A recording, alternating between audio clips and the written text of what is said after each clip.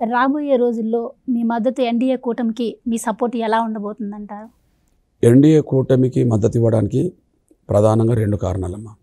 ఒకటి, ఎస్సీ వర్గీకరణ సమస్య పరిష్కారం కేంద్రం పరిధిలో ఉన్నది. కేంద్ర ప్రభుత్వానికి నాయకత్వం వహిస్తున్నది గౌరవ నరేంద్ర మోడీ గారు. ఆయన మన హైదరాబాదులో నవంబర్ 11వ తారీఖు నాడు పోయిన విశ్వరూప మహాసభకు వచ్చి ఎస్సీ వర్గీకరణకు సంపూర్ణ మద్దతు ఇవ్వడమే కాకుండా సుప్రీంకోర్టులో ఈ అంశాన్ని త్వరగా ప్రక్రియ ముందుకు తీసుకెళ్లే విధంగా కేంద్రం సపోర్ట్ చేస్తుందని చెప్పారు. ఫిబ్రవరి 6, 7 తేదీల్లో సుప్రీంకోర్టులో చీఫ్ జస్టిస్ గౌరవ చంద్రచూడ్ గారి ఆధ్వర్యంలో 7 జడ్జీలతో కూడా రాజ్యాంగ ధర్మాసనం విచారణ చేసింది. కేంద్ర ప్రభుత్వం కూడా సుప్రీంకోర్టులో వర్గీకరణకు అనుకూలంగా వాదించింది. రేపో మాపో జడ్జిమెంట్ కోసం ఎదురు చూస్తున్నాం. 30 ఏళ్ల పోరాటానికి ఒక 3 నెలల్లో న్యాయమైన ముగింపు తీసుకొచ్చే ప్రయత్నంలో ఆయన ముందడుగేశాడు. భవిష్యత్ తీర్పు కోసం ఎదురు చూస్తున్నాం. ఆ తీర్పు వచ్చింది అనుకోండమ్మా, అది ఆంధ్రప్రదేశ్లో ఎస్సీ వర్గీకరణ అమలు జరగాలి. కేంద్రం అయితే కేంద్రం చేయాలి. కేంద్రం అయితే నరేంద్ర మోడీ గారు అయితేనే చేస్తాడు, హామీ ఇచ్చాడు కాబట్టి. రాష్ట్రం అయితే చంద్రబాబు నాయుడు గారే చేస్తాడు. ఎందుకంటే గతంలో ఎస్సీ వర్గీకరణ చేసిన నాయకుడే చంద్రబాబు నాయుడు గారు. ఉమ్మడి ఆంధ్రప్రదేశ్లో గౌరవ చంద్రబాబు నాయుడు గారు ముఖ్యమంత్రి ఉన్న కాలంలోనే ఎస్సీ వర్గీకరణ జరిగింది. ఎస్సీ వర్గీకరణ జరిగిన కాలంలోనే దాదాపు 22,000 ప్రభుత్వ ఉద్యోగాలు మాదిగ బిడ్డలకు వచ్చినాయి.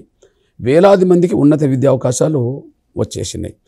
మేము ఎప్పుడన్నా మా జాతి మాదిగలుగా మేము కొంత మాకు అవకాశాలు వచ్చి మేము బాగుపడ్డామంటే గౌరవ చంద్రబాబు నాయుడు గారి ప్రభుత్వం ఉన్నప్పుడే మా అవకాశాలు వచ్చినాయి, మేము బాగుపడ్డాం. కాబట్టి ఇప్పుడు సుప్రీంకోర్టు ఒక డైరెక్షన్ ఇచ్చింది అనుకోండి అమ్మా, ఎవరు అమలు చేయాలమ్మా? కేంద్రం అమలు చేయాలనుకో. కేంద్రానికి నాయకత్వం కాంగ్రెస్ వస్తే మాకు అమలు జరగదు కదా. గతంలో వర్గీకరణకు అనుకూలంగా లేని పార్టీ అది. గతంలో వాళ్ళు ప్రభుత్వాన్ని నడిపిన వాళ్ళే కదా, వాళ్ళు చేయలేదు కదా. మరి గౌరవ నరేంద్ర మోడీ గారు చేయడానికి సిద్ధమై ముందుకు వస్తున్నాడు కదా.